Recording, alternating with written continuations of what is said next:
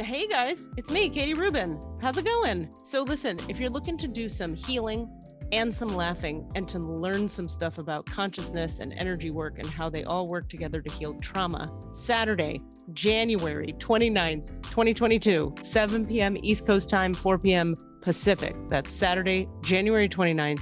7 p.m. East Coast time. You can see Everything All at Once, which is a live show I'll be doing online for an hour and a half. I will be being funny. I will be teaching spiritual concepts, and I will be doing actual energy work for you in the audience, live on Zoom on the internet.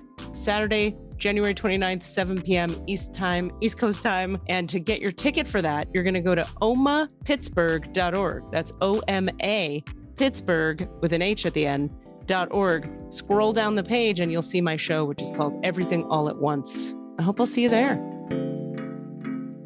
Welcome to that spiritual, actual, factual answers to questions you're asking. You find them inside you, reciting the records of cash. We laughing, we drafting the passion to vary. It's time for that comedy, dramedy, all of the fanciest, catchiest acronyms. Listeners, listen, we traveling. Consciousness is always unraveling. The reading you're having is mapping you back to your natural habitat. Abracadabra, it's magicless, fascinating. To top it off, the host, all the classiest. Now, what were you asking for? All of the answers? What? All the answers. Okay, so we were talking off camera about maybe if you'll indulge me in another improv game. People liked it. I'm glad. I'll be honest, I can't even listen. Have you listened? Why? Though, Katie? Have you? I loved it. I loved every minute of it. Good. I'm glad. I should listen. I won't have an opinion. But why? I don't know. It's because it's rubbing up against places that I like improv puritanical stuff. Yeah, that I hold like dear sacred in a certain way that I'm keeping separate. So it's an internal thing. It's not like it is judgment, but it's like I am aware that it's judgment. Like that I'm being like, well, maybe it's not good enough. Whatever, you know. Oh, okay. I see. Just sharing my process. No, you can share my your discomfort. Yeah. Okay. I have discomfort with it. But I'm trying to understand if it's about the sort of pure, what's the word I want? When you're a purist, about right. the form? No. Or is it about you don't think it's good? Yeah, I'm afraid it's kind of like it's dorky and that I will look silly, which is so against everything I coach everybody on whenever I'm talking about anything to like embrace your dork and embrace looking stupid and all those things are super important to me when I teach people. So I'm just talking out loud right now, sharing with everybody that I'm uncomfortable. We love you. It's all good. I think it was people liked it a lot. I think you're good at it, and people liked it. And they liked it because it was good, not because they're nice and dumb. Right. You said people reached out to you and were like, oh, I really liked that. Yeah. Like a lot, like a weird high number of a lot. I think also it was like a fun form for us and it was new and they were like a new thing. I'm going to say words about it. Yeah. Cool. So there's that. Anyway, I wish there was something. To keep coming up with different audio games. Yeah. Or do we repeat? Yeah. We'll come up with something. I think I have a story that I want to share that's fun at some point. That sounds good. Yeah. I just want to say, wait, I went away. Never mind. Okay. So anyway, we were talking about maybe doing an improv game and then opening the records of maybe like a famous person who isn't here or an historical figure of some kind. And I had suggested Trump and you didn't like that idea. And I had an immediate revulsion to the idea of even like, okay, can I propose? I feel like it would be like smelling feces a toilet like, in your hand. Yeah. Like I don't want to be there. It's not a place I want to visit. I'm the one who has to like go up inside his soul. Well, here's my thinking on it. No, I'm not going to force, I'm not going to. You're going to force feces into my brain? No. But the thought I have is like, if you can get a sense of their spiritual journey, like what is the journey this man is on? What is he learning? And like, I don't know. Is there anything we can do in there to contribute? Some tinkering? Or even like, just... I'm just going to pull this little thread right here. And I think, to be honest with you, I think what might be hard for you is I might find compassion for him inside of his records, like more compassion. And I think you don't want to do that. Right. Maybe. I think you want to just be like, fuck him. He's bad. Yeah. And I want to be like, can we find anything? I don't know. Yeah. Out of curiosity even, and out of like, Also, like, I just really know that everybody is on a trip. But it could be that, like, this is his 3rd lifetime or this is his 90th lifetime and he's always a conqueror. And one day he wakes up to, like, it doesn't work and narcissism is icky. But, like, maybe that's next lifetime and we could learn that. You know, we could learn some fascinating shit. Or maybe we'll discover that he has 6 lizards in a human suit. Yeah. And then I will finally be proven right. Do you think so? Do you think he's a reptilian? But I think he's a multi-reptilian. Let's be clear. He's not just 6 one lizard. Lizards. He Okay. has 6 lizards in a human suit. That's Where why did it's this so come awkward. That's why the movement isn't quite correlated, because they're like, like kids in a trench coat trying to get into the movies. Yeah. Yeah, they're like stacked on each other. That's a real thing that happens. Like one lizard is the leg, another lizard is the other leg, That's another lizard so is the funny. arm, and then like trunk, and then head. That's really funny. I don't think you're crazy or fully off base there. Oh, man. I've been watching speaking of lizards in a body, I've been watching more Initiation, the Matias DeStefano show on Gaia. And Rami and I actually watched one. And it's this show. So this guy, Matias DeStefano, if you listen to this podcast, you probably know who he is.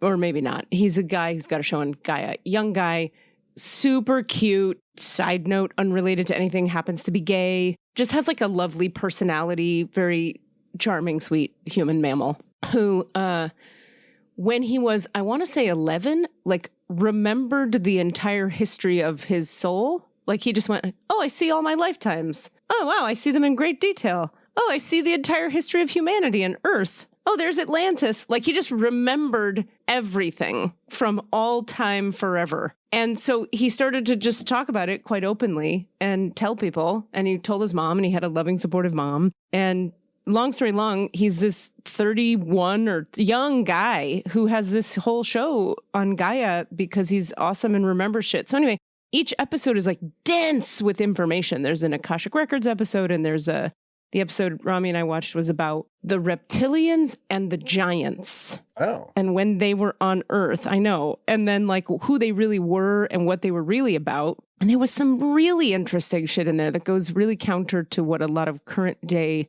spiritual woo-woo people think about reptilians. Because there's a lot of different ideas about it, of course, because everybody's getting their information from the internet. So anyway, if you can buy in that this guy just like knows stuff, which of course a lot of people say they know stuff, but he just has this sweet kind of like unassuming, yeah, and then this and then that. And there's no ego in it. So it's like so easy to believe him.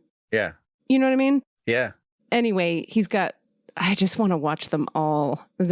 Yeah. So reptilians, what I was going to say about it was he presented the idea that reptilians had snake wisdom. They were like human form, bald head, but scaly skin.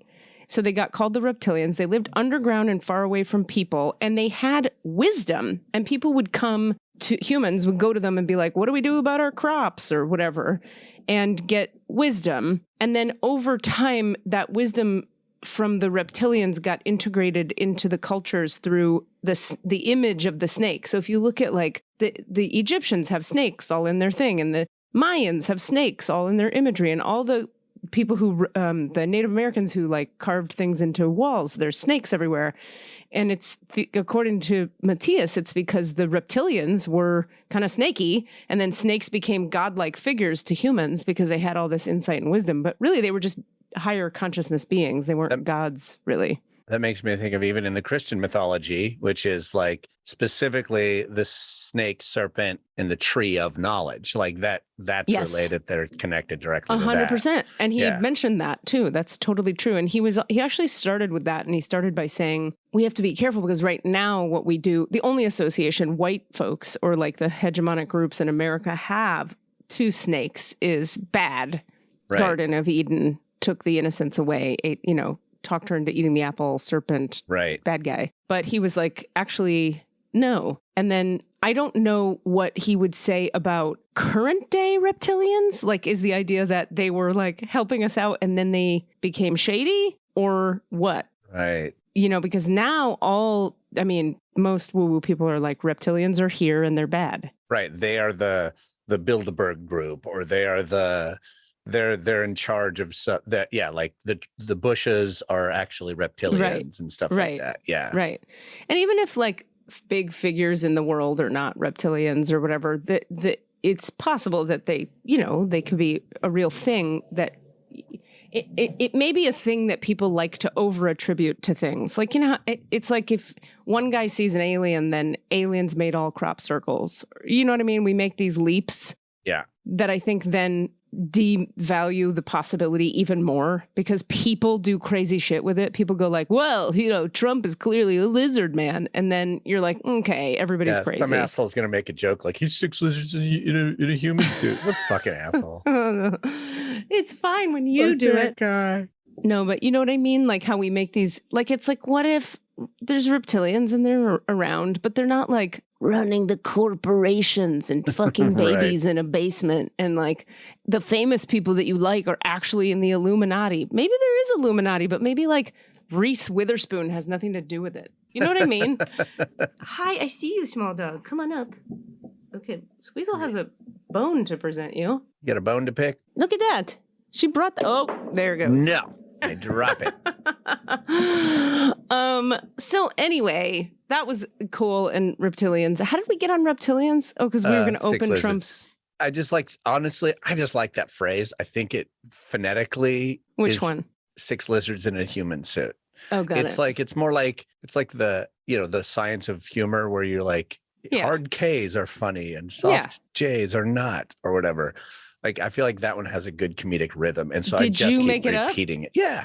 Oh, I like it. Okay, good. I didn't know threw it out there one day when we were fucking around with, goddamn Trump. I don't know. Maybe he's not human. Yeah, he's like 6 lizards in a human suit. Yeah. And then I was like, ooh, I really like the sound of that. And so now I won't let it go. Understood. Dog with a bone. As is your want. WONT. WNT. Good. Yes. Not my desire, but my tendency. Indeed. Your want. Want, as is your want. As is your want. I could use a good fantasy movie right now. I could use a good, like, first time you ever see Game of Thrones kind of experience, or first time you ever see The Hobbit, or like, Have you been watching The Witcher? People like that. No, should I? Yeah, you think you'll enjoy it. It's fun. It's a little goofy. Okay. But people really like season 2, actually, apparently. Season 1's a little too goofy, but... Like goofy how? What do we mean by goofy? Well, it's like serious and like taking himself real seriously, like, because he's like the Witcher. He's like out there, but so seriously that you can see that there's a little bit of like wink, tongue-in-cheekness to it. Okay. And then there's like a bard character who's super just like frosty and just like making fun all the time. And he's kind of loopy. So like, it treads the line of self-awareness of what it is. Okay. It's like, yeah, we're a silly fantasy. You guys, come on, chill out. It's stupid. Also, it's serious and fun and interesting and badass. I can't quite get, he likes it. Desmond likes it. Des is a fan. I can't get the sense of the tone from what you're saying. It sounds like it's like 8 tones. Am I wrong on the tone, Des? No. Well, and I think part of it too is that since it was a huge video game, I think so. The book is probably pretty serious, but video games are inherently goofy. And I think this show has done a good job of kind of meshing those two things together. And if nothing else, goofy might not be the right word, but the first season is really hard to track. You don't really realize what you're watching until about halfway through the season. You're like, oh, because there's like 10 different storylines that are being introduced and timelines. Yeah, and they never say like, now we're back here and now we're up here and now we're over here. They just jump to another scene and you don't know if it's I see. On the other side of the continent or 100 years previous. Okay. Yeah, they do some of that in Outlander too, where you're like, we're in Scotland. Now it's America. But it's like, we're in the past. Now we're in the future. And they don't help you. And then like halfway through the episode, you go, okay, that was the wait, let's rewind. Did I miss something? Like you have to kind of work at it a little. Now let's look at some full frontal nudity. Just to bring our brains down. Delicious. Speaking of full frontal nudity, did you know that? Did you get laid? Oh God, no. I've barely seen any humans. That's why I'm so extra weird lately. No, not at all. But are you familiar with One Direction, the band? I'm aware of their existence and Harry Styles. Harry Styles. Okay, so Kat Zidane of this podcast fame is a little obsessed with Harry Styles. She showed us her shirt she was wearing and it had tattoos on it, and it was the tattoos that Harry Styles has on his body. And she was wearing a shirt of that. I love it.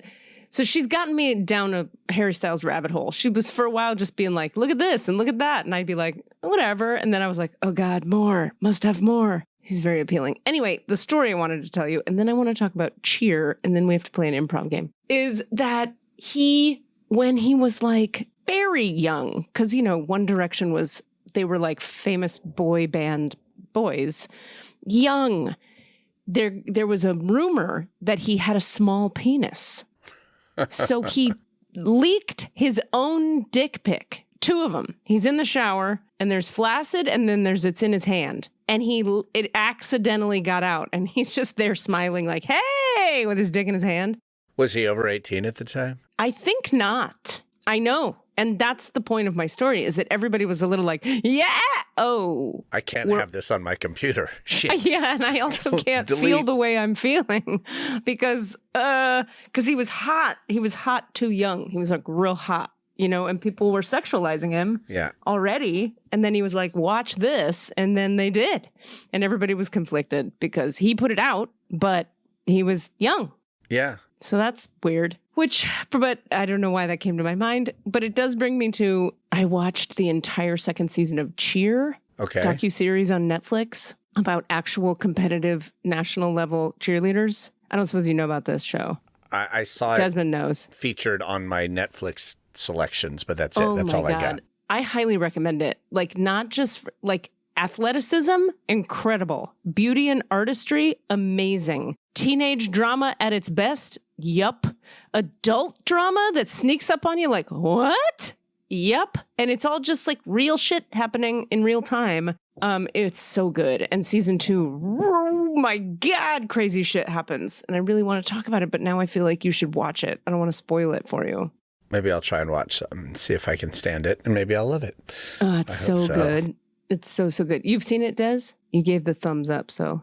I actually haven't, but I have found myself clicking through on a Saturday afternoon and staying on cheerleading for way too long. Because when it's at its best, it's it's like how like Cirque du Soleil shit. Exactly. It's like how you watch the Olympics. You're not like, you're like amazed by the Olympics because they're so incredible. When the gymnasts, the shit they can do, these cheerleaders are like Olympiad level gymnasts in a way that is mind blowing. And then they're having like normal lives and trying to eat well and like they're just being people. So it's really cool to watch athletes at that level like struggle with being 17 at the same time. But they're like a special kind of 17-year-old because they have this crazy discipline.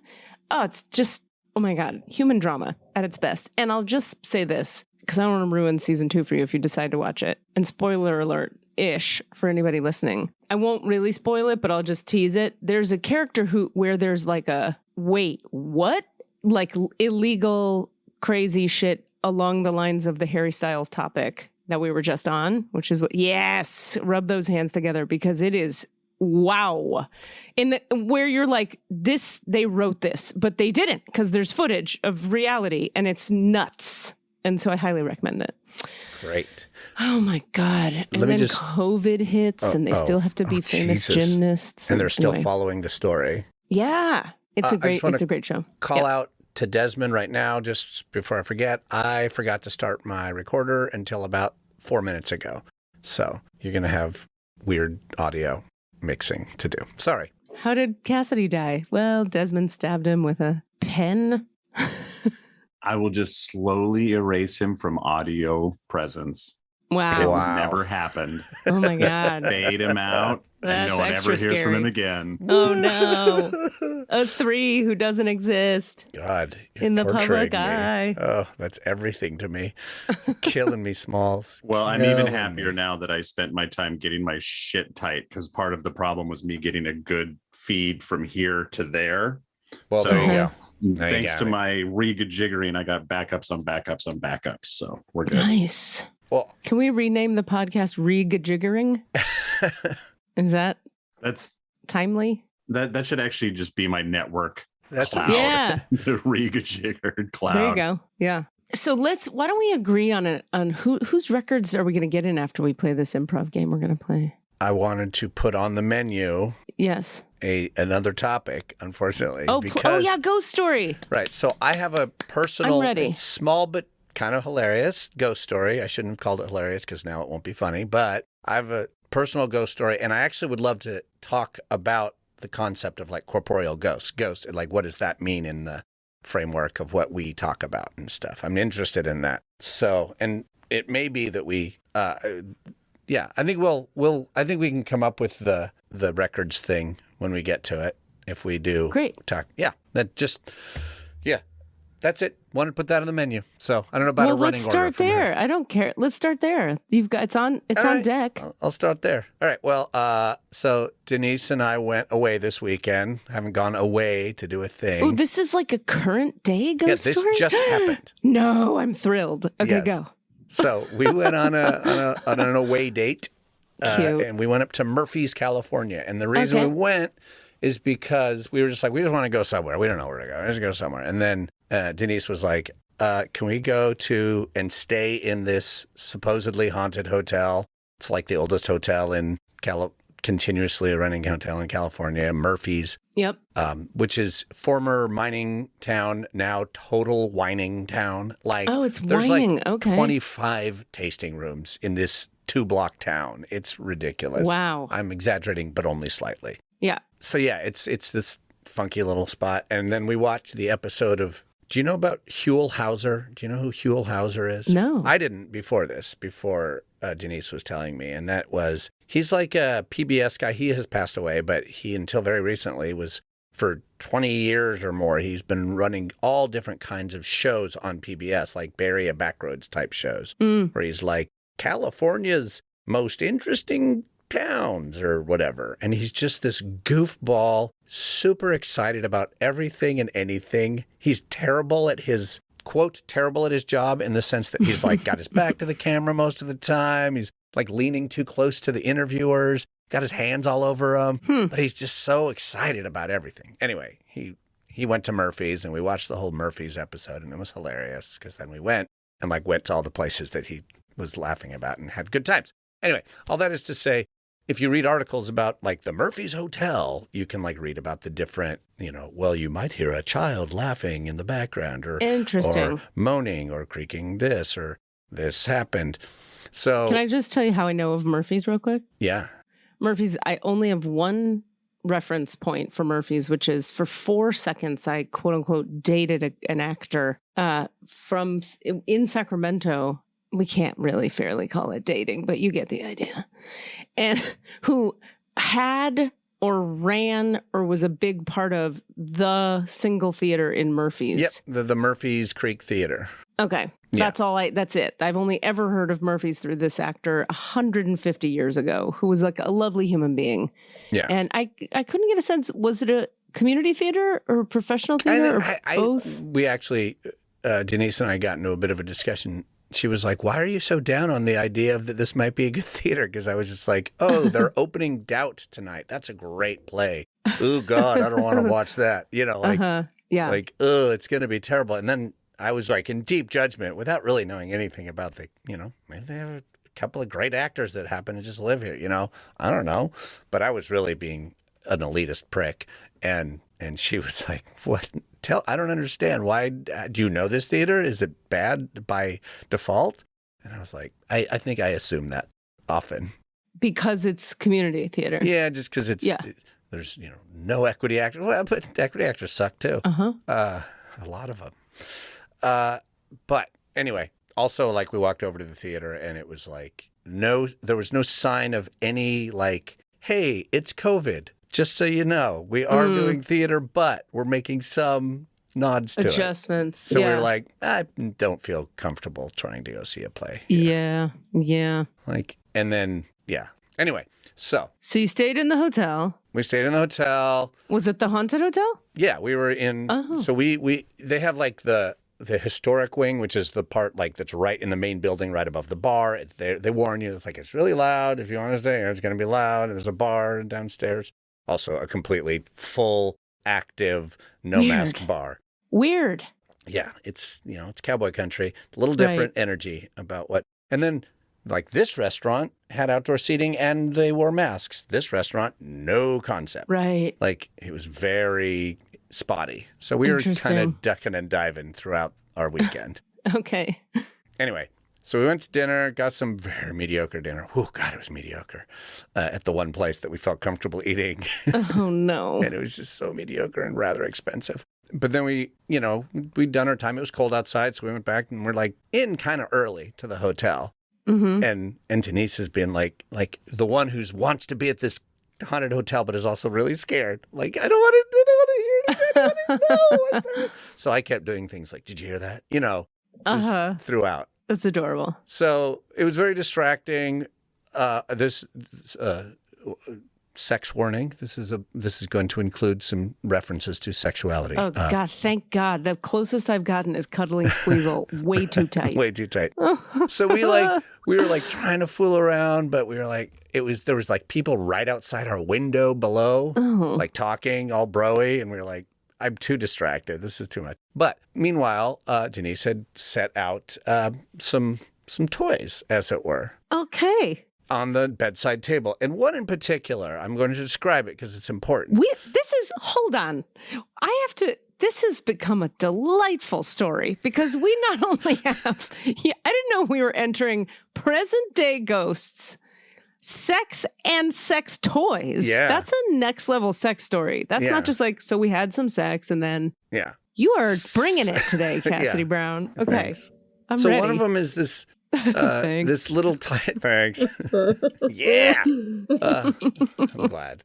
Let's be fair. There was a period of time where I kept being like, I'm getting laid all the time. And you were like, fuck you. Fuck you. I never am. It was early COVID. We've flipped. We've flipped. Yeah. Okay. This year has been the flip around. Exactly. Anyway, it's this like 4-inch long vibrator. Mm-hmm. And it's flat, sort of, right? Okay. And I describe that because of, you'll know, and it's got that whatever rubberized surface. That cool new space-aged rubber stuff. Which means if it's not lubricated, it's actually not slidey at all. Oh. So it's because it's rubberized, right? It's not slick by nature. So okay. Point being, it's sitting on the bedside table, fully on the table, not teetering, but like set 100% of it is on the table. All right. It's flat, so it's not tippy. Okay. This is a lot to set up here. This is relevant. This is totally relevant. I believe you. So we try fooling around. I can't. I'm just too distracted. We'll wait till later, until the bar closes down. And so we're watching an episode of Criminal Minds, which is our trashy TV that we like to watch together. Great. I'm trying to think of a time if I've ever been too distracted to have sex. I actually can't think of a time. It was weird. It was not weird. It was just distracting. Like, were they so loud that you couldn't get lost in it? Yeah, I just kept being like, hey, yeah, I couldn't get lost. I'm in my head a lot, even in sex. I feel you. Okay. Takes me a lot to kind of settle into my body sometimes. Got you. Okay. And also, like we knew, it's not like we're not going to. We're just going to wait a little while. Yeah, I hear you. I don't have a judgment. I'm more just like trying to think as you're talking, going like, when was the last time I like had to stop because noises? Yeah. I'd probably be more like, now we can be louder. That's true. I could have taken that angle. Okay. Anyway, so we're lying there watching on my iPad an episode of Criminal Minds, which is a strange pre-sex thing to watch because it's about serial murderers. But great. Whatever, we watch it. Whatever works. It's our fun trash. Sure. And and we are totally still in this moment. And there's it's not like it's so loud that there's like shaking and the building's jumping because there's a nightclub downstairs or anything. No, it's just there's a low murmur outside and we're completely still. And then we hear, I don't know if you could hear that, but it was just like a clack. Something just clack. All right. And we both were like, what the fuck was that? It was right next to us, right next to the bed. And Denise looks over and the vibrator is not there. And it is all the way on the ground, completely on the ground, slightly under the bed. Like a cat went swat. And I, of course, try and play it off. Oh, it must have been teetering. On the end, it's been waiting to fall. And there was just the slightest tremor. Ha, ha, ha, ha. And she's like, sweetie, you saw it. It was sitting fully. I'm going to lay them out, how they were laid out. Boom, boom, boom, boom. This one could have fallen, but it didn't. This is the one that fell. How many freaking dildos did you guys have? There were 3 toys. There were 3 toys. What were the other 2 toys? I'm not going to tell you. You're not going to tell? One was a little more for me and my unit. And another one was more insertable, as it were. The small one is more stimulator. Okay. You can't. The one that fell is a stimulator. All right. So there was a stimulator, a dildo, and a cock ring. Sort of, yeah, but like a vibrator cock ring. Okay, gotcha. Interesting, like big thing. Oh. Yeah. But I mean, this threw us off our game entirely because now there was a ghost in the room.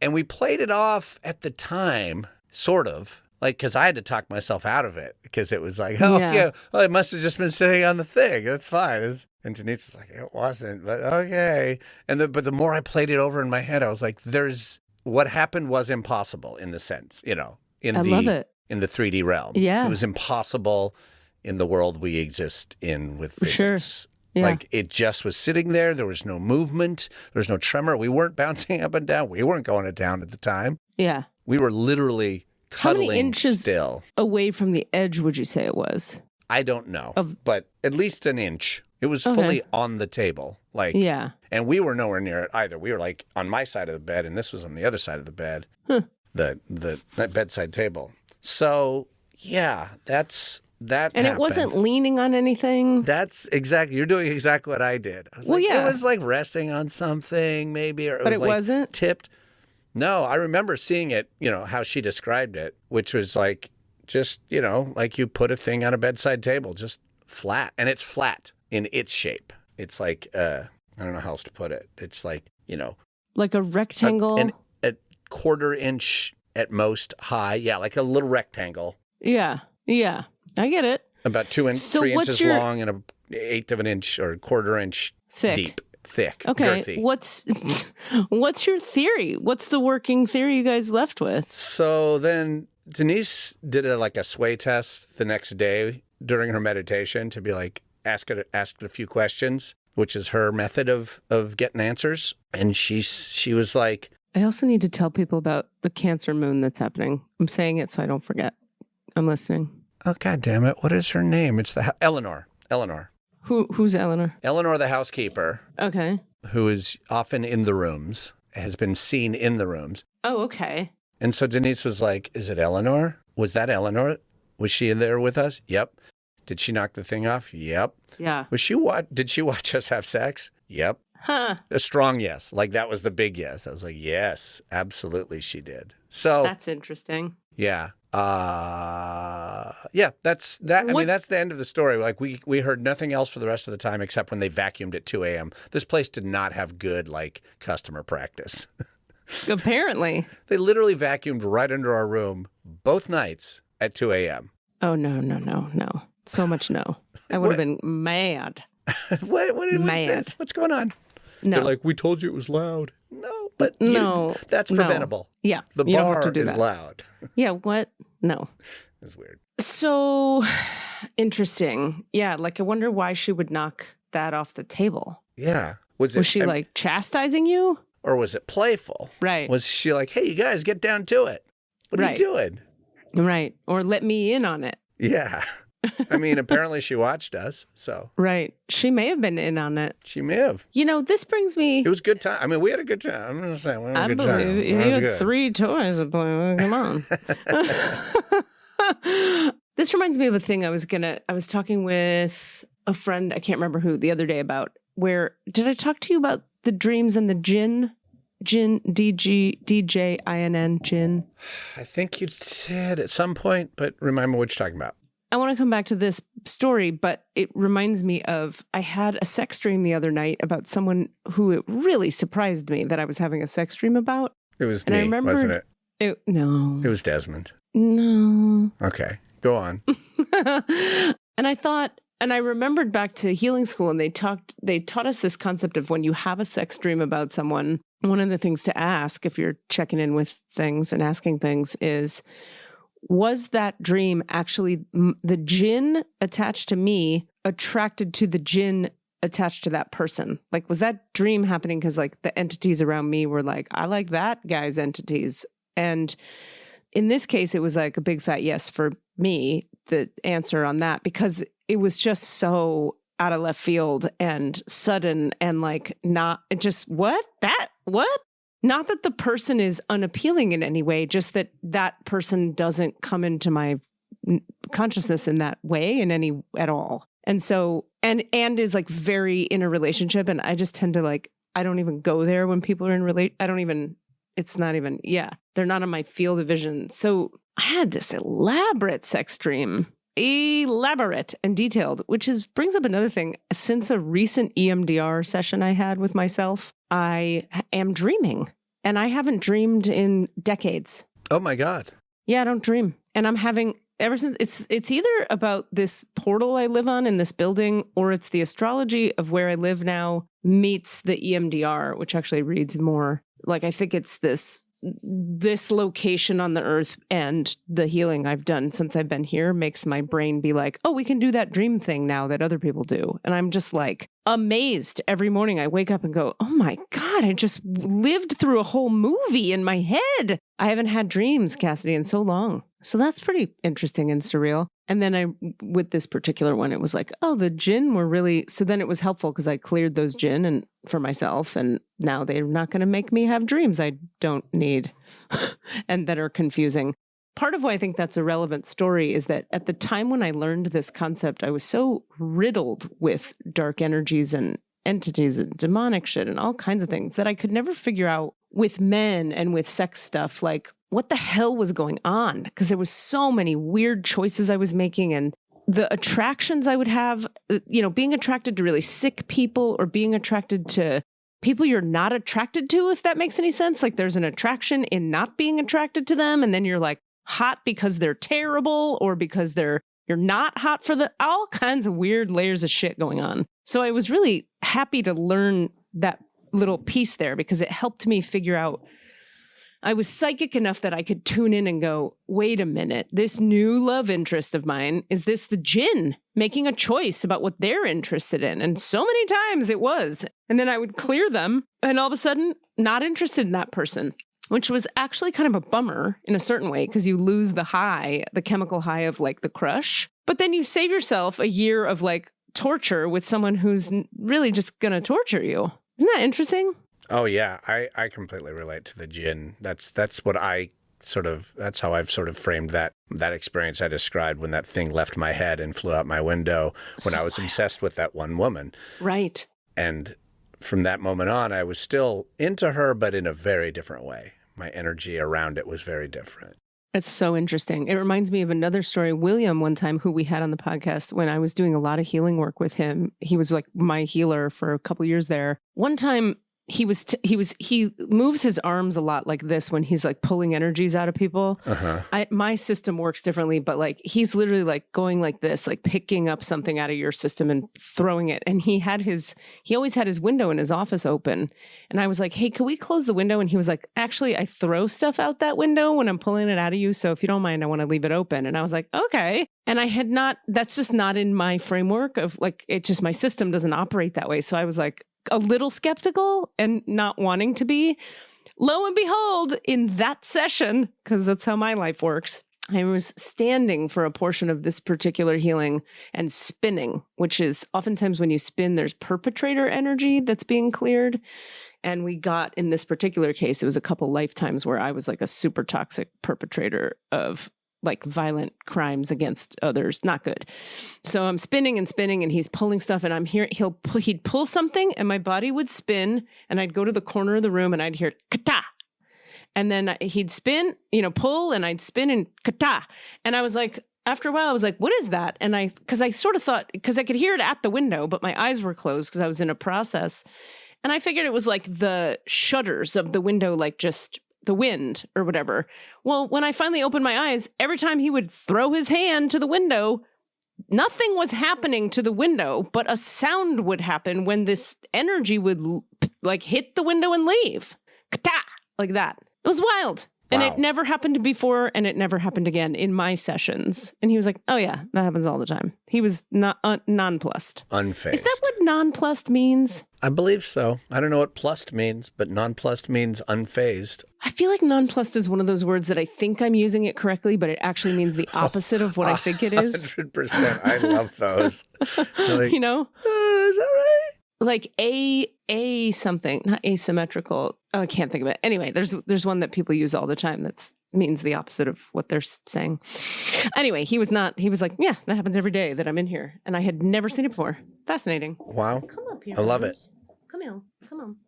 Okay, what is the relationship in your understanding between, like, you've got entities and energies which are more like jinns and like sort of like non-human, other dimensional beings, right? Beings, yeah. But then you have this sort of more standard trope concept of ghosts. The ghosts. Yeah. And like they are corporeal or they're non-corporeal versions of something that was human and on this earth at one time. Correct. And like, what do we know? What do we think, or what do we know, or what do we understand? Yeah, totes. Well, I'll say what I know, and then we can get in the records about it and hear if there's more to say. But so beings without bodies, entities. Okay, this all, by the way, I want to say. So Desmond sent us a definition real quick. Surprised and confused so much that they are unsure how to react. That's nonplussed. Not disconcerted, unperturbed, like nonplussed, unaffected. Unsure about what to say, think, or do, perplexed. She was nonplussed, but quickly collected herself. See, it means... Oh, it does mean the opposite. Yeah. Like, I don't know. I'm baffled. Right. Explained that the plumbing had been acting up for days and told them to pay it no mind. She was nonplussed, but quickly collected herself. So she's not I don't get it. Not disconcerted. Why would they say not disconcerted? Just unperturbed. Say... And then Not unperturbed? In recent North American English, nonplussed has acquired the alternative meaning of unimpressed. Okay, see? It's one of those that, like, I don't think anybody knows how to use it. So nonplussed is almost like made speechless, or I don't know how to react to that. Yeah. I don't know. Perplexed. I like the first one. Unsure what to say or think or do. Perplexed. She was nonplussed. It literally means not literally. I don't know what's happening. I give up. I think I've looked into this before and had the same conclusion of like, well, can't figure that one out. Moving on. It's a mess. It's a mystery. It's the I had it wrong too. I had the current version, not the surprised and confused so much that they are unsure how to react. Right. That's the simplest version of it, I think. Yeah, because I think people now use it to mean like, meh, but it doesn't mean that originally. It means kind of the opposite. Bah. Yeah. It's bah instead of meh. Exactly. Bah. Bah. Which brings us back to ghosts. So depending on the person talking, the word entities can mean a lot of different things. I tend to think of entities as any being without a body. So to me, ghosts, demons, friendly entities that are not ghosts, all of them fall under the category of entities to me, just because it's convenient to put them, to call it something. But I mean, different people will say different definitions. So to me, a ghost of a person or an animal is something that was alive in 3D form that died to their 3D form, but the soul can't leave, or has chosen not to leave, or refuses to leave. Oftentimes what I've been taught is they don't leave because of something emotionally incomplete and they need help to leave, which is where someone like myself, can be hired, and I have been many times, to go into someone's home and clear a ghost out of the room or the closet or whatever. And the thing about ghosts, another thing I learned about ghosts, is they often don't know that they're ghosts. So if you tell them, hey, so you died, I'm really sorry to break it to you, you're haunting this house, these people live here and can't sleep, they go, what the fuck? And they kind of just take off. And some people say they take off, depending on their state of mind or being, they might take off to go haunt another house, or they might take off to transcend to the next level, to go to where they were meant to go in the first place. It depends on the being, on the person. The idea with a ghost is that they are, because something so difficult happened, or that they just haven't processed emotionally, they can't move on. They won't move on. They won't let go. So the soul is stuck here, even if the body is dead. So that's ghosts. Now, entities and demons are a whole different deal, because they're not they weren't people or animals that were alive in 3D form that then their bodies died. They come from, you could say, or live in, I kind of prefer that, other dimensions of consciousness. And then they fuck around with us in our dimensional consciousnesses.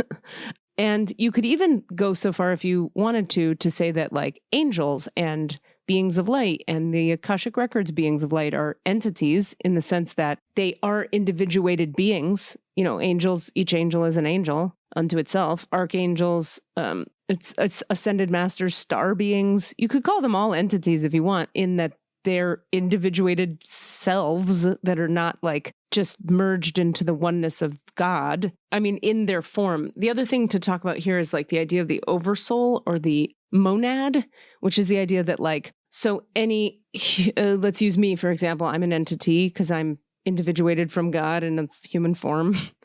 And the idea would be that my oversoul is like the big entirety of my soul that contains all the aspects of my soul that are doing different things on different realities and dimensions. So from what I've seen, my higher self is sitting, or an aspect of my higher self is sitting on a light council in a dimension of star beings. And I go there regularly and talk with my higher self and go, what's in my best interest here, and what do I do now? And, you know, I get guidance from her. Is she, like, when you open your Akashic Records, is she one of the librarians, in a sense? She's not a librarian, but once I'm in the Hall of Records, I can say, hey, could I talk with my higher self? Could you line me up with Ken Thirdra? That's her name. Thirdra. I was going to ask if she had a name. I'm so glad you told me. It's wacky. Ken Thirdra. Oh, Ken Thirdra. Yeah. Hey, can Thirdra come out to play is what I thought you were saying. Ken Thirdra is the whole name. Yeah, it's pretty wacky. But anyway, I'll say, can you line me up with her? And oftentimes lately, they're like, you already are lined up with her. Where it used to be like, sure, we'll connect you. And I'm always like, please hold. Oh, she's already. Yeah, please hold. Please enter 10 cents to continue the. So point being that so I have a part of my oversoul, my soul, the bigness of my soul that's here in this human form. And I have another part that's my higher self sitting on this light council. And then there's probably other parts to my oversoul doing all kinds of other shit, other places. So I only mention that to say you could have a ghost that's in your house of a lady who part of her soul is like doing all kinds of other shit, other places. But the part that came to individuate and be a human in this life, and that's probably working through the karma, the wheel of karma, that lady's ghost, that aspect of the soul is hanging out. Yeah. And could use a little help, nudge. Little nudge. Yeah. Apparently she's been there for a long time, according to legend. Well, it's interesting too. I always think of in these cases where people are not upset about it. Like there's the cases where people call someone like me and go, can you clear these people out of our houses? Because we're freaked out and we're terrified, or where they're being fucked with, pans flying around the kitchen, doors opening, whatever. And then there's the cases like this where the hotel is like making money because people are like, we want to go see we want to stay in your weird hotel. Yeah. And I always have a little bit of like, well, these days anyway, I used to be different attitude about it, but now I feel like, well, it's so easy to get them to move on once you know how, and once they can see that you see them, that I would feel guilty even going to that hotel because I would ruin their whole thing like real easily. And I don't want to ruin their thing. It's their thing. Yeah, unless they wanted it ruined. But I actually worry about, like, I don't know, if I were just sleeping in a bed there and I just went like, oh, hey, you gotta go. You're dead. Can you go? That'd be the end of the whole thing. Yes. Well, except that the story that exists around it would continue perfectly, and people would because I feel like, you know, it's probably based in some things that did happen. Yeah. And that probably 50% of what people are saying it happened didn't actually happen because we create an energy around. It's like why people won't. Like, I won't say the name of the Scottish play in a theater, not because I believe in the curse, but I'm very aware that if I invoke the curse, that the energy in the room now is something's going to break, someone's going to trip, not necessarily because the ghost of Mackers is going to show up, but because everyone's now in this altered state of like, they're bad. bad thing.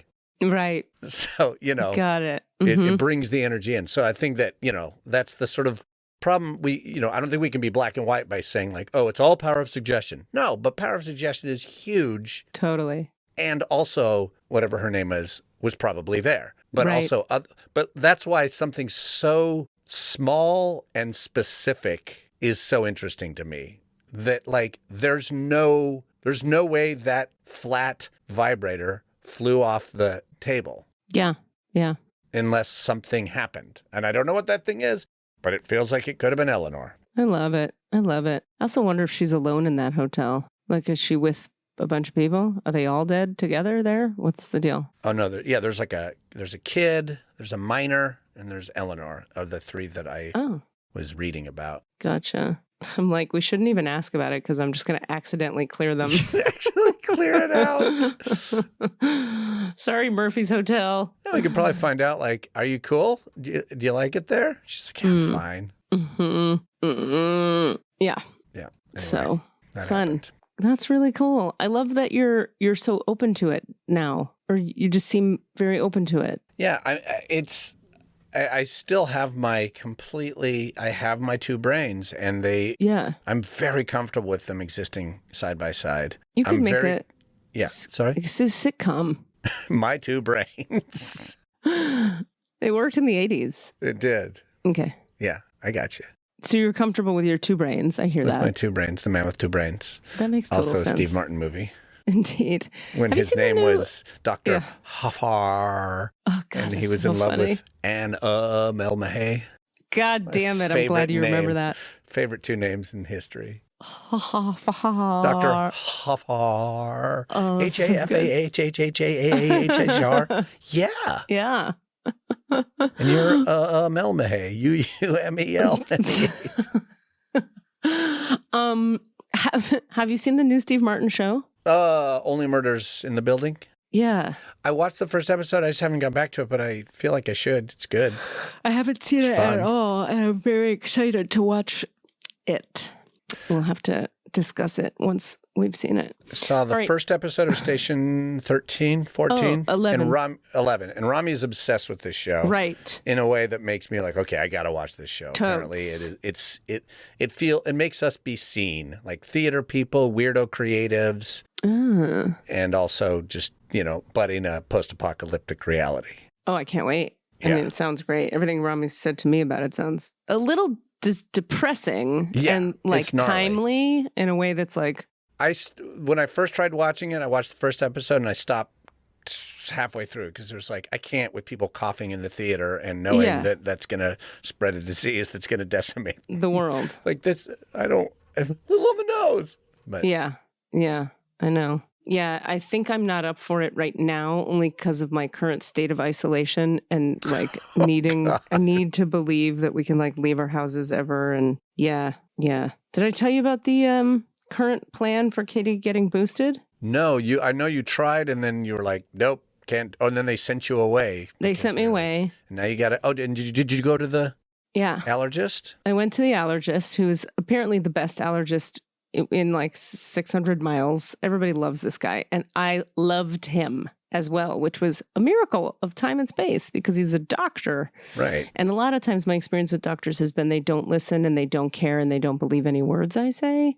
And so it makes it hard for me to invest in what they say back to me. But because they don't listen. And I had a bunch of stuff happen with the foot thing where shitty doctors happened. Anyway, this guy, not shitty at all, wonderful doctor, heard my whole story, framed it back to me with no judgment, was like, wow, so then this happened and that. So tell me more about that. And have you ever had that before? What about this other wacky thing? And he'd throw ideas my way like, has this ever happened? Has this ever happened? Then I told him about my vagus nerve stuff. And he was like, tell me more about the vagus nerve. And he just like got it and wanted to hear more. And I just loved him. His plan is I'm going to go to his office, which we have the date set. It's happening February 10th, which seems very far away. Anyway, go to his office, hang there for 4 to 6 hours while he slowly gives me tiny, tiny doses, a little bit per hour. He said, because we're going to like ease it into your system. The system kind of takes it, adjusts, and then we give a little more rest, adjust a little more. And he said, that's the best idea I have for you on this topic. And then this was interesting. He said to me, I want to say to you, just human to human, I want to say to you, like, just don't take it. Jesus, with those reactions, don't take it. You just risk it. And he said, but I can't sleep at night if I say that to you, because my childhood best friend, healthiest guy I know, is in the ICU right now with Omicron. Meanwhile, 4 clients I saw yesterday had the sniffles from Omicron. So I don't know what's going to happen to anyone ever with this thing. And so, and nobody does, no matter what they say. He's like, I read everything published and everything unpublished. I read everything. And he's like, what we do know is that the Pfizer vaccine, I guess, has the best numbers for low reactivity and high results. And he's like, everything else, we don't know. Yeah. And I was like, because I could really hear him, because he really heard me. He said, I want you to just not have to take this. Yeah. And he goes, but I got to tell you this, and that. And then I'm like, well, now I want to listen to you, because thank you. Exactly. Yeah. That's the idea of like acknowledging that, yeah, this sucks. I think someone said something recently that was very simple. It's just like, no, this is terrible, but it's the best we've got right now. It's like, we're not saying this is the fucking Messiah. This is the worst. Yeah. This is the option we have to put this weird thing in your body. Yeah. That fucks you up. That sucks. It does suck. But also, I love that he was like, but I think you should. And also, you should do it because you don't want to like get a bad case and die from it and have symptoms forever. Yeah. Then my dad said some weird shit that was like confusing because he's a scientist, so you want to believe him. But he's also, I was describing this to Kat the other day. I was saying he technically reads everything, every science journal, everything. He's like in the know, right? But he's also kind of crazy. So he goes to both extremes in any situation. So he'll either say to you, yeah, you don't ever have to worry about that. That's not a real thing. Get over it. Or he'll say, you need to right now to the ER. That is a deadly thing. And usually he's minimizing the big things and maximizing the small things. And so trying to like hear the words he says with any kind of clarity is so confusing, because I'm like, okay, how much of this is the extremism, alcoholic tendency brain? And how much of this is just like smart scientist dad who knows stuff about things? Like, I have no idea. So I try to run things that he says by other people just to see like, does this sound crazy? Anyway, the most recent one of those was he told me, scientifically speaking, and I was like, oh boy, oh God, this is real and not just you have a feeling. Anyway, you should, if you're having big reactivity, which you have had your whole life, to the medicines, the drugs, that means, I think he said like you have a hyperreactivity to the antigens, which means you'd probably, your nervous system or your, what's the other system? Oh my God, immune system would attack, like if you got it, it would probably attack it really, really well, and you'd barely notice it. You'd be one of the people who has no symptoms at all. Because you have a problem with the drugs. You don't have a problem with when you get a cold, how does it go? And in fact, you haven't been sick in like 10 years with a cold. And I was like, well, that's an interesting point of view. Yeah, interesting. I mean, I don't actually get the science of how that could be true, and I can't really believe it fully, because like, fucking, what if it isn't? Also, he has a track record of making extreme statements that aren't necessarily. Totally. It's 111. I just saw it. Yes, it is. So I think we should get into the records about something, but I do have to urinate. Can you give me a minute? Bink. Yep. Bing. Pause for a moment. And we're back. Okay. All right. It is very cold. Oops. It's very cold in New York State right now, if you weren't aware. Winter is upon us. It is regularly one kind of digit, like 4, 9. And you're like, one like, kind of digit. And that's on the Fahrenheit scale. So it's like exactly way below freezing. It's effing cold. So it'll be like 4 degrees, 11 degrees. And the dog just looks at me like, you gotta be kidding me. I'm not pooping in this. No. So there's a lot of like quick in and out, pee, poop, go, you know. Did you get that little square for the balcony? Didn't you? Weren't you going to get like a grass square or something? I did. She just thinks it's a carpet. She doesn't do anything on it. And then I have pee pads inside too, because people in my building were like, just get some pee pads. And I was like, but I don't want to train the dog to pee inside. And people just do that, I guess. But anyway, she looks at it like, well, okay, I'll lay down on that. She doesn't pee on it. She's just like too trained to like pee outside. Okay, I'm just making sure my telephone is off while I'm doing this. A couple things to plug for people. Speaking of which, I have friends down the hall who are trying to help me find like dog paw booties for the winter. And Squeezel's paws are so small that every brand I buy, she just flicks them right off. They just flick off because she's got teeny tiny paws. I've never seen a dog walk in booties that didn't walk super weird. Hilariously. They hate them, and they should. They're totally weird. And you're totally right. Someone down the hall has them. But her dog is kind of dainty with them. She's gotten used to it. I think because they started her young. Squeezel did not get started young, so she's really awkward. But I feel like if we get the right size, maybe it'll work. Should we get into the records of the hotel, Eleanor, someone else, Barack Obama? Like, what do we want? What are we feeling? Oh, I thought you were asking your no. intuitive sense. No, I'm asking you. What we should do. I'm kind of interested to hear about the hotel in general and maybe Eleanor in particular. Just talk to him a little bit and see what's up. If that, she wants to tell us how our sex was, that's cool. Ooh, fun. The problem is then I'm gonna see it. Right. They're gonna. If I'm seeing her, I'm gonna see it. It's pretty hot. Oh God. Wait, did you plug the thing you were going to plug? Oh, you started right. to and then you interrupted yourself. I forgot to plug things. January 29th, I'm doing a comedy healing event that is like spiritual teachings, funniness, and energy healing. And I don't know, we'll include a link with this somewhere. There'll be a link. Can we put a link in the show notes, Desmond? Is that okay? I'm sure we can. He's not there right now. He's on a call.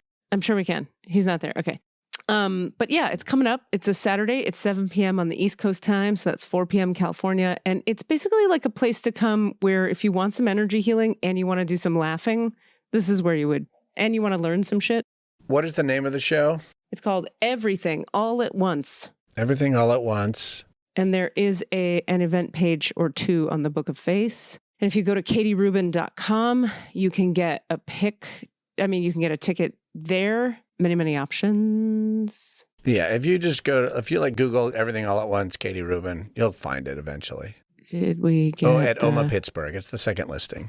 Oh, good. Yeah. Yeah, on Facebook, it's easy to find. Just look Everything All at Once up. And OMA Pittsburgh, like Cassidy said. What's the date on that again? January 29th, 7 p.m. 7 p.m.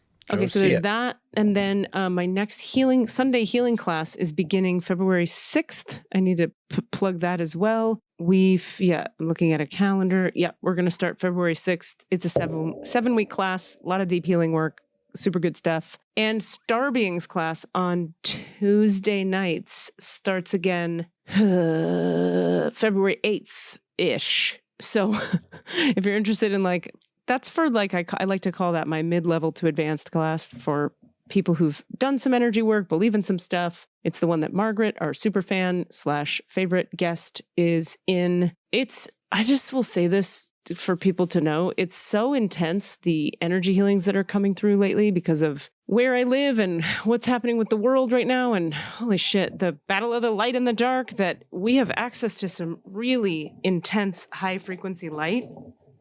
And every single week we're traveling in profound ways that shocks me even. And I need 2 days to integrate it after. So it's a great place to come to get a bunch of trauma healing, to line yourself up with your spiritual alignment, to clear stuff out of your field, to learn cool shit about woo-woo things. It's a very cool class. I'm very honored to be facilitating it. It feels very humbling. So Sunday healing class, Tuesday Star Beings class, and those are each 7 weeks long. And then the show is on the 29th. Yeah. At 7. Okay. You want to plug anything? No, just it's something that came up when we were talking about the ghosts, and you were talking about ghosts that are stuck where they, or sometimes they want to be there, sometimes they don't, and sometimes they don't know they're dead. There's a really great movie starring our friend Anna Ishida called I Am a Ghost, and it's from the ghost's point of view. Oh, I love it. And it's her horror. It's like the terror of being a ghost. Wow. This is out now? It's been out for, it was made like, I don't know, 7 years ago. H.P. Mendoza is the filmmaker. Anna Ishida, who is a friend of ours, and it's basically just her and another actor in voiceover. And where can one find this film? I'm not sure. I Am a Ghost by H.P. Mendoza. Just Google that shit. Very cool. GTS. What's GTS? Google that shit. Oh, I live alone. There's a website called Let Me Google That For You, and it's just a link to Google. But it's a way of like sending people passive aggressive, fuck you, why'd you ask me that question? You could have Googled it. Oh, that's so funny. So you send them the Let Me Google That For You link. That's really funny and mean, and I like it. Okay. All right. Well, let's start with the records of the hotel itself, I think. And then we'll get in with Eleanor. Eleanor. Do we have her? We don't have a last name. Okay. What's the name of the hotel? The Murphy's Hotel. Okay. Simple enough. Okay. So we'll close our eyes. I'm so weirdly related to the microphone today.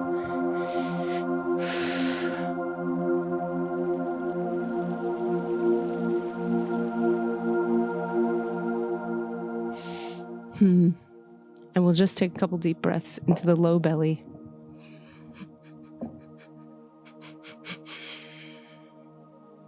Yeah, and I'm just going to ask straight away, that we each be grounded, Cassidy and I, and anybody listening, as we breathe into the pelvic floor. We're going to feel our feet flat on the ground. We're going to see those foot chakras spinning open at the bottom center of each foot, spinning wide, spinning open like a tunnel of light, like a vortex, like a tornado, getting wider and wider till eventually it's so open at the bottom of each foot that we have allowed the electromagnetic field of the body to communicate more directly with the electromagnetic field of the earth. Then we'll watch as 500 energetic tree roots of light extend from the energy body of our bodies through the open window of the left foot, and 500 more through the open window of the right foot, hundreds of miles into the earth. 1,000 tree roots of light extending into the ground from the light body, the tree of light that is you. And we'll watch our grounding cord anchor from the base of the spine to the center of the earth. And we'll feel and watch and allow a river of light to be given from the earth up through the grounding cord into the root, flowing forward into each hip socket, down through the quads and glutes and hamstrings, knees, calves, shins, ankles, and feet, rushing down into those roots now. So that river of light from Sophia Gaia nourishes our root system as individuals, as well as the roots we anchored moments ago, activating and aligning, brightening and lightening our lower halves. Yeah. Okay. And from here, we do acknowledge the forces of light, asking for guidance, direction, and courage to know the truth as it is revealed for our highest good and the highest good of everyone connected to us. Holy Spirit of God, protect me, please, from all forms of self-centeredness and direct my attention to the work at hand. Help me to know the Murphy's Hotel, California, in the light of the Akashic Records.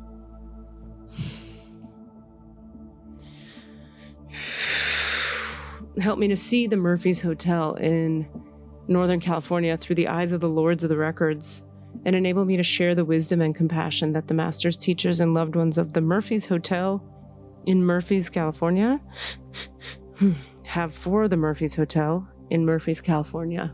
And I'll just go quiet for a moment.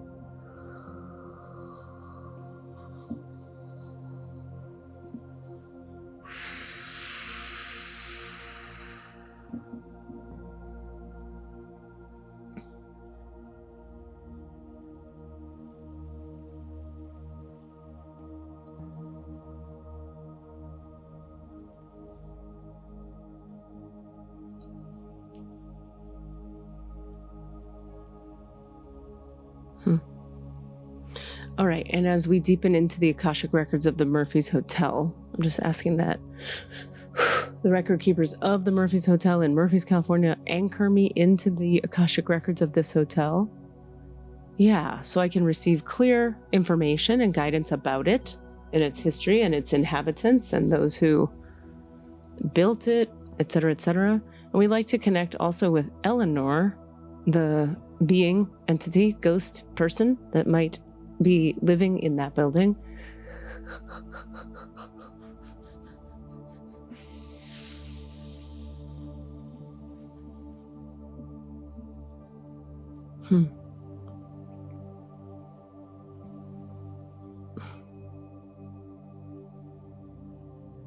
All right, so, okay, so I can feel the essence of the hotel, and Eleanor.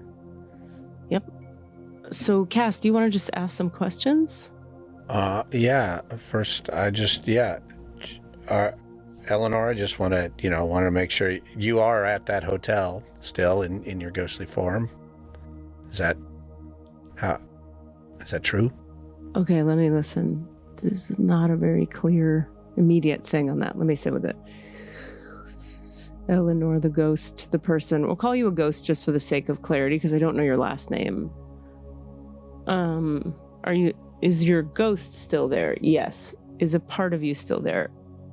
That doesn't read. Is the entirety of you still there? Okay. All right. Yes, so she's still there. She didn't like the,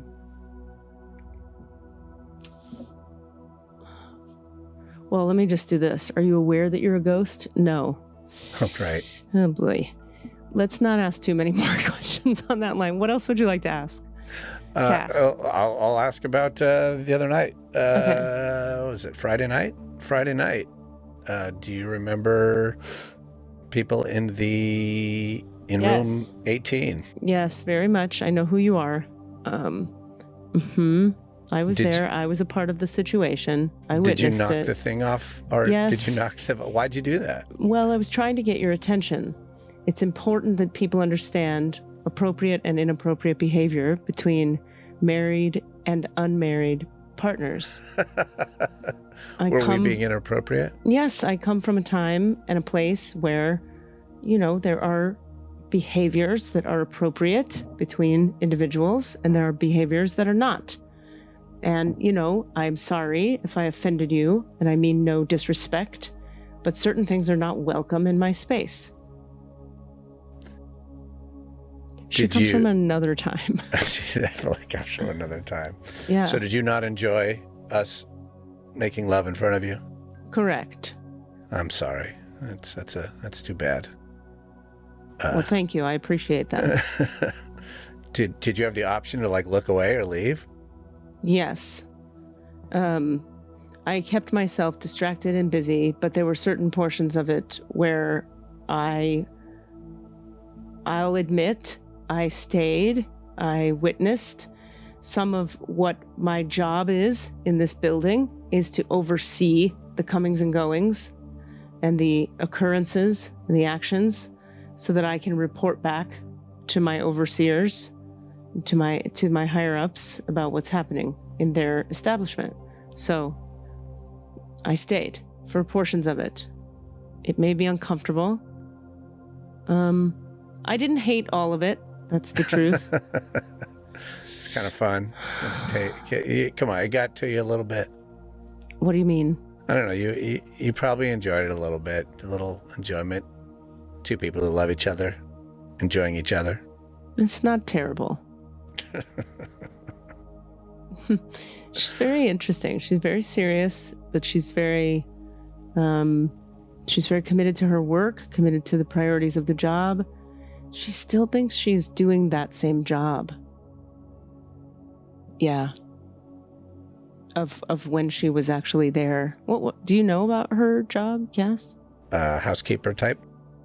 Maid, housekeeper, chambermaid, housekeeper, something like that. Oh, okay. She feels to me like a kind of a leader type, like a strong personality. Like I would have guessed she was more like Eleanor. Is your job, are you like the head house person? No, but she feels like she should be. Yeah, I'm just biding my time until they understand my value and they see my value. This is part of why I have to watch what's happening, to be on top of the comings and goings in the establishment so I can tell my bosses what they need to know. She's like, I should be in charge. I'm smarter than all these people. And is that... And I do get that that's why she's still hanging out, is she didn't get the respect she deserved, or she felt she deserved at the time. Got it. Yeah, that's a determined soul. Okay, what else, Cass? I don't know. I mean, that answered the particular curiosities I had around her and her interaction with us. Yeah. I'm curious if you're also in the records of the hotel, like,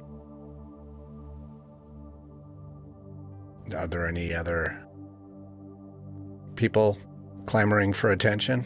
Oh. Okay, so in the Murphy's Hotel, the record keepers, are there other beings without bodies, people who haven't left? What was it you said? A cat? Is that what you said? No, Cass? I just made the cat reference as like why it felt like the thing flew off the table, like a cat had swatted it. Okay. But that was the sort of, but right. I think that was Eleanor anyway. So are there any other dead animals, people, beings, entities that live as disembodied beings in this hotel? No.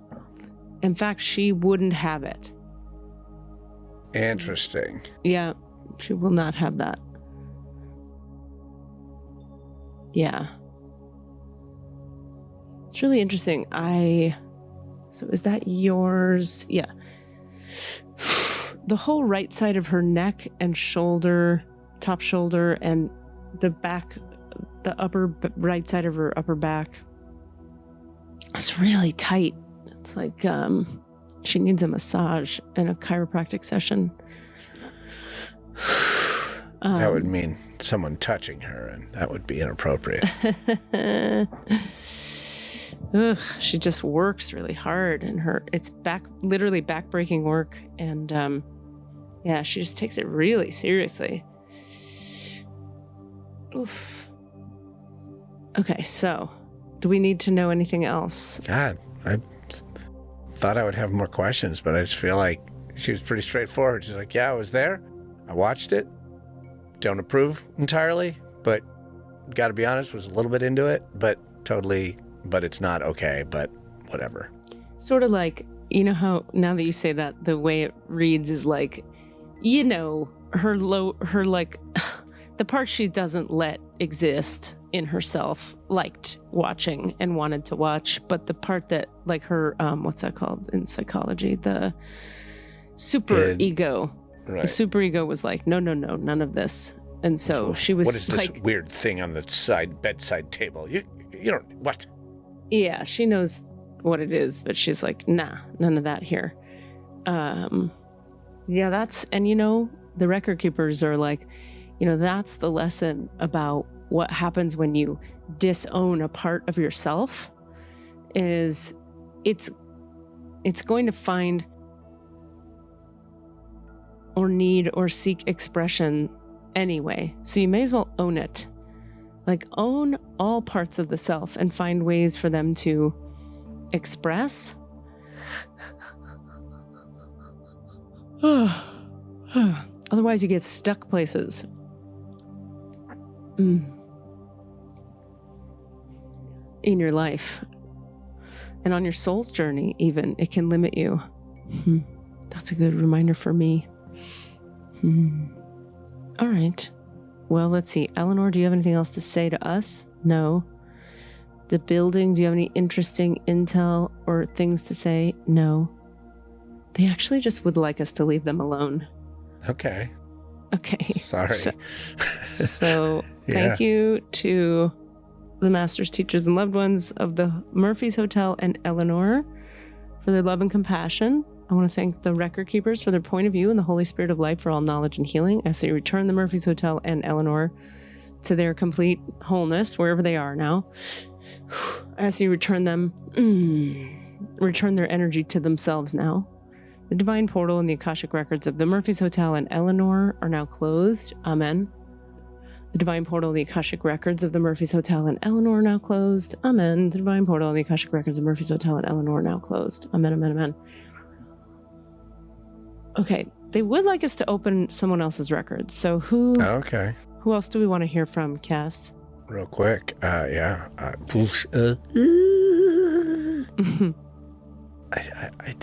don't know. Do you want to just, you were wanting to do a historical person?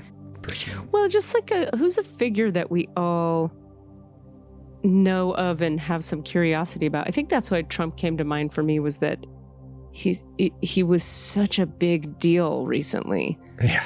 But like, who's someone else? Like maybe Fauci?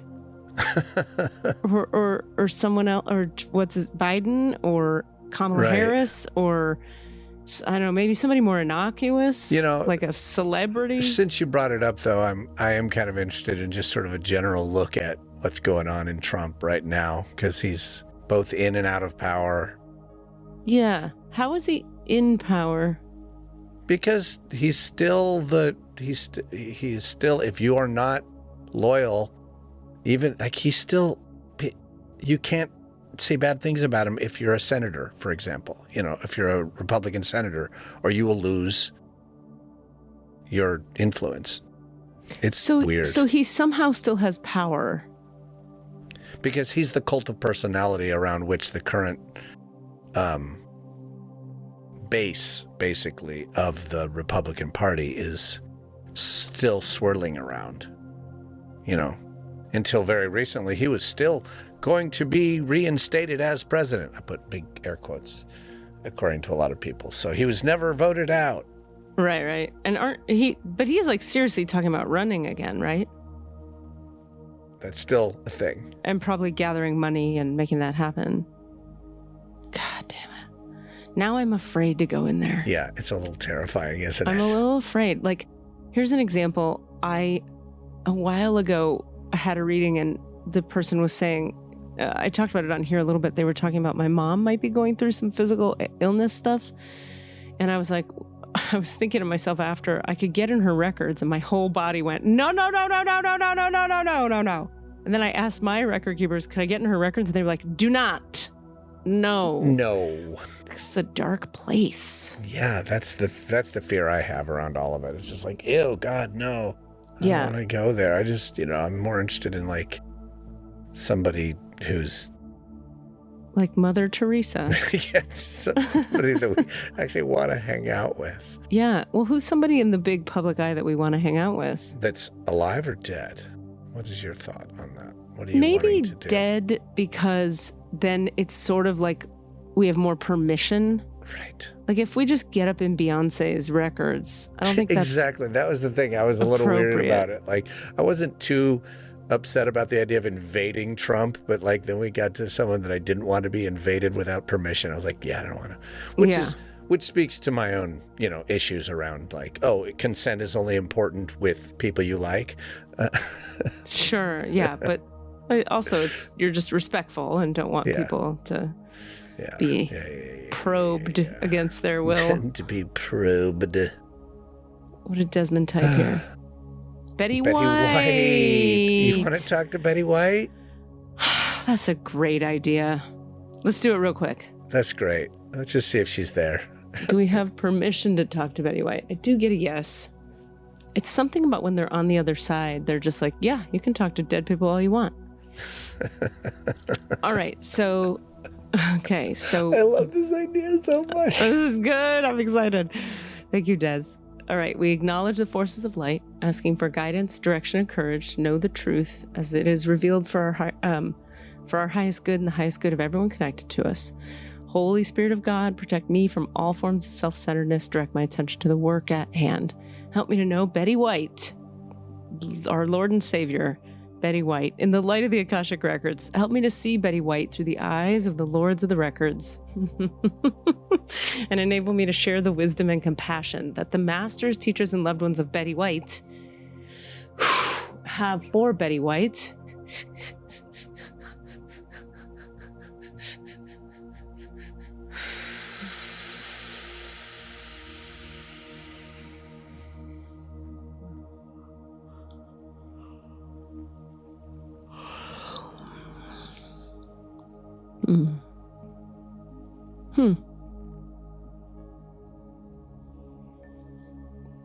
All right, so I'm asking that you deepen me into the records of Betty White.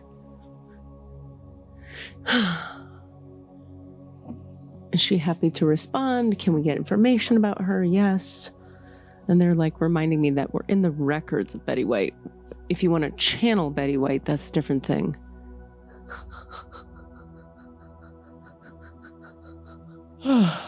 So, but with Eleanor, she was just right there. And they're like, yeah, that's because she's a ghost. Betty White is not here. She's not ghosting. Okay. That's news for me. All right, so, Cass, do you want to ask Betty White's record keepers anything? Do you know if she chose her exit? What do you mean? What do you mean? Like, she was headed for her 100th birthday, and instead she went out literally on New Year's Eve of the worst year of all of our lives. You know what I mean? Like, it felt dramatic. It felt like a dramatic exit. Like, you know what? This would be a good time to go.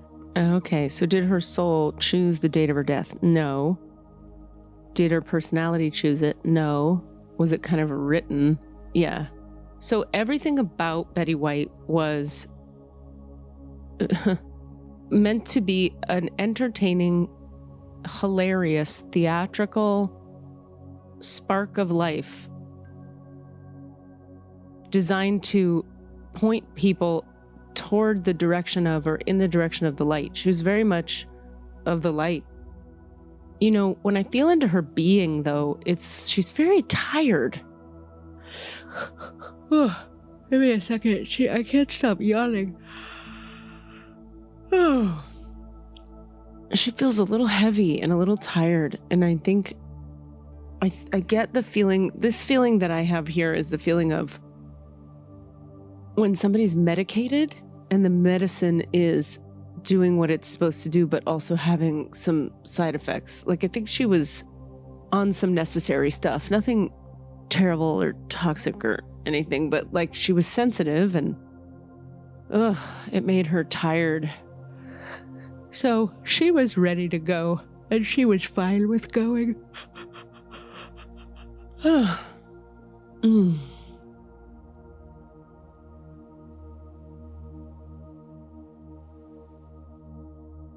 Yeah, so no, she didn't choose it. It was chosen.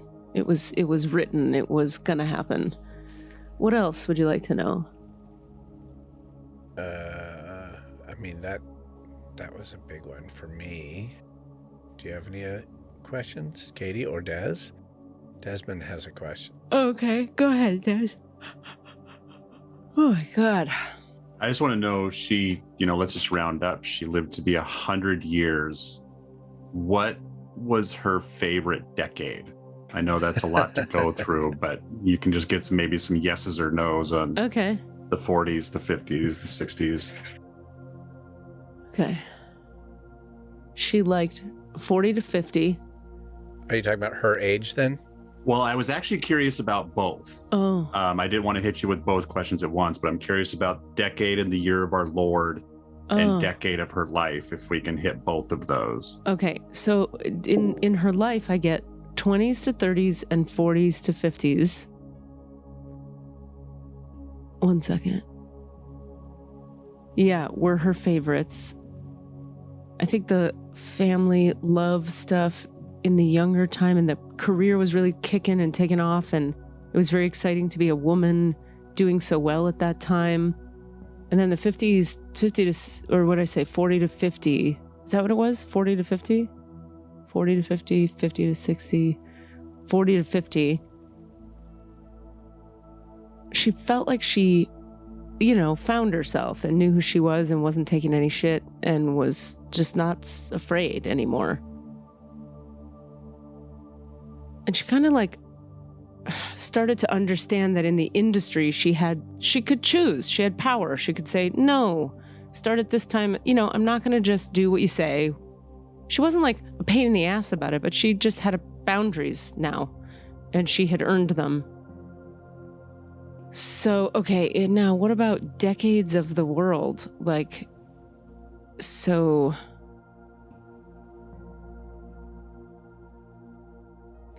This is weird, but Des, can you say them? What would have been the decades? Well, I was going to start at the 50s, but since she really enjoyed her 20s to 30s, then I'll start with the 1940s. Okay, let's do some math. When was she born? 1921. God. 1922. Okay.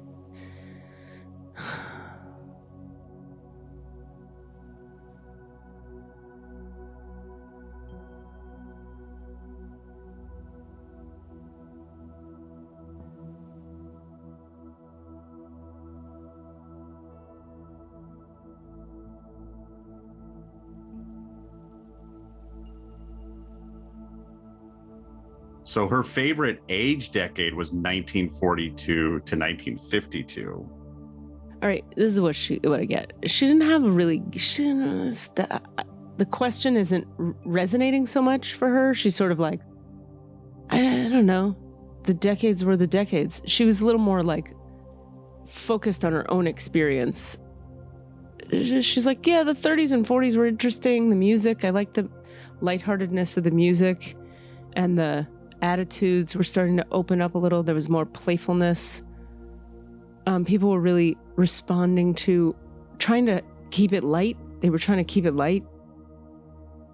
The 50s got really repressive. But we had fun, she says, or we tried. She sort of has an irreverence about this. She's kind of like, I don't know, decades, I don't care. It was more about, was I working and having fun? And say, from what little I know of the real Betty White, that seems to ring true, because she just seemed to enjoy life. So it seems like when things change, she wasn't like, oh, I wish it was still the 60s. She's just like, what do the 80s have for me? Let's party. Yeah, it's even less. She's like, it's even less of what do the 80s have for me. It's like moment by moment. Am I working? Am I happy? Am I healthy? Is my husband well? How are my friends? Am I having a good time? And she was very practical too. It's like, what's required of me now? What do I do now? How do we play this game now? She's very like good at adapting to the world and saying like, I'm playing the game. So what's needed now to stay in the game, in the conversation? And how can I do it and have fun doing it? She has a real adaptability combined with a practicality, combined with a levity. And she's like talking about how, certain people around me, she would say, she never understood resentment. People got resentful about stuff, and she just sort of thought like, why? Just roll with, oh, okay, time to change. Fine. You don't have to change who you are. You just change whatever the behaviors are, the outfits you're wearing or whatever. But comedy is comedy, she said. And if it's funny, it's funny. So I was lucky to be a comedian because funny is funny. And if you're just aware of the culture you're in, if you stay in touch with the culture you're in, and then you're in touch with the times, and you can feel what's funny in the times. So, excuse me, that was what was relevant. Oh my God, so many burps today. Okay, what else? Did you have a question, Katie? Yeah, I wanted to ask, like, I grew up very, very deeply obsessed with the Golden Girls and that show, and watching it, and I've rewatched it many times, or a few times since then. So I wanted to know, like, was it fun on that set? Did you have a ton of fun on that set? And there's the energy of like, absolutely, we had a blast. It was a great time. We did a lot of laughing. And, you know, it was a set. So we were working and it was hard and it was a lot of hours. And sometimes people got cranky with each other. But overall, it was fulfilling work, satisfying work. And we were also grateful to be working at our age, which, you know, is a sad commentary on the state of the world. But we were just lucky and grateful. You know,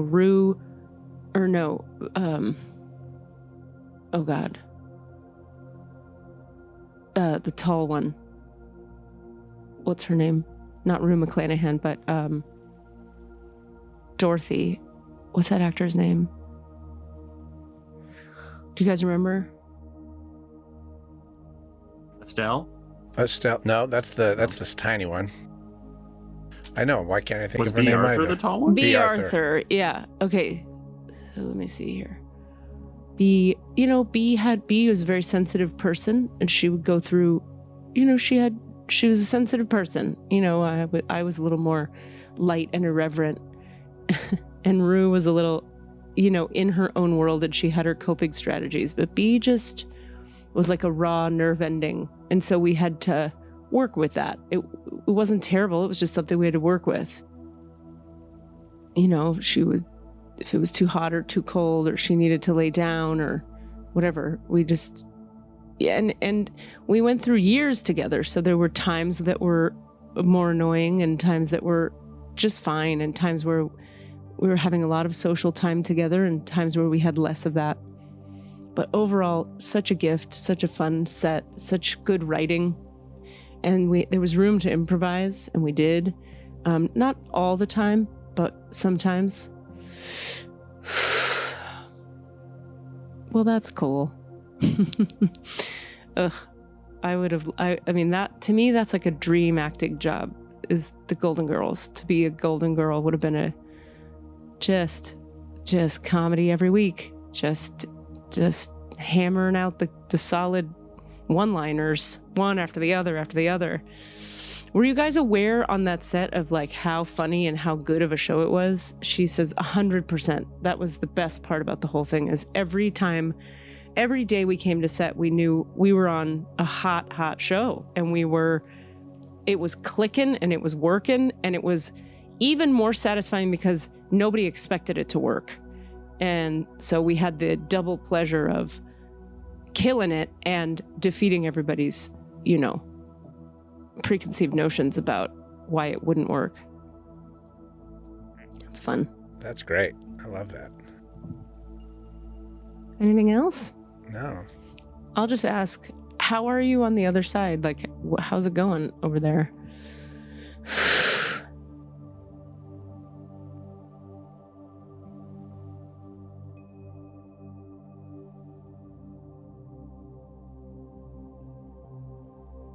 All I get is the feeling of it.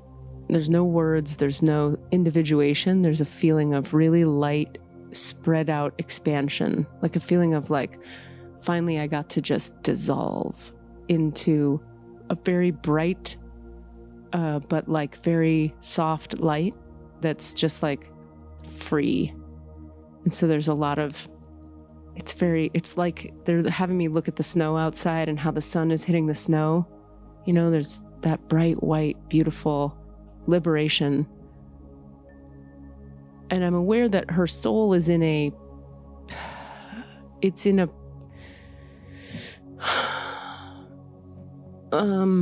phase of its next steps. It hasn't taken a new form yet or individuated into a shape again yet. It's just merged with the light and kind of waiting, or not waiting, being. It's just being. Yeah, that's so interesting. There's no words, there's no thoughts. Every time we do this, I'm amazed by my own weird brain, because every single time we get in the records, I'm just amazed and humbled by what I get to see and feel, and why I ever have resistance to doing this work is so weird. And I was talking about this in healing class the other day about the way the ego works and how, because we're working a 4th step right now in one of my healing classes, it's really hard work. Those students are working their asses off. It's very hard for anyone, addict or not, to work a 4th step. I think almost harder for non-addicts because you're not at the bottom of the barrel and therefore willing to just do whatever it takes to survive. You know, you're just like living your life, and then some lady's like, probe the depths of your soul. It's hard. And we were talking about how the ego just does anything and everything to defend against its own death, and how the death of the ego is the evolution of the soul, and how I was owning to them how every single day I don't want to get in my records. I don't want to work with clients. I don't want to help anyone. I don't want to talk to God. I don't want to do any of this shit. Yeah. I'm so self-involved. It's unreal. And thank God I do it anyway. And thank God I've hit so many different kinds of bottoms and will continue to and do every day. Like I have these little mini bottoms I hit all the time where it's like, get in the records already if you don't want to be such a miserable CUNT. So the ego is an amazing thing to watch. Like I'm sitting here like with Betty White's transcended being. That's so cool. Why did I resist that? You know, it's just, I don't. And the answer really is because it's such a, and then we'll wrap up. I know we're at time, but it's such a different experience. It's a little mini ego death every time I go into the records because I'm not in charge and it's about something bigger than me. And so the ego just goes, no, me, just me. So fucking weird. And then I'm always brought lately back to the idea that like they make, or like God or whatever you believe in, makes people be spiritual teachers who really need to be spiritual teachers. Right. Like, That's been the lesson. Yeah. Like this is for me, even though I think it's not. Like it's a blessing. Right. If that, you know, I'm teaching this so I remember it, basically. Okay. Humility moment explored. All right. I want to thank the masters, teachers, and loved ones for their love and compassion. Lords of the records for the point of view and the Holy Spirit of light for all knowledge and healing. As that you return Betty White to wherever the hell she is now. As you return her to her complete wholeness in her current state of being. As you return her energy to herself. The divine portal and the Akashic records of Betty White, that was so fun, are now closed. Amen. The divine portal and the Akashic records of Betty White are now closed. Amen. The divine portal and the Akashic records of Betty White are now closed. Amen, amen, amen. Squeezle dog.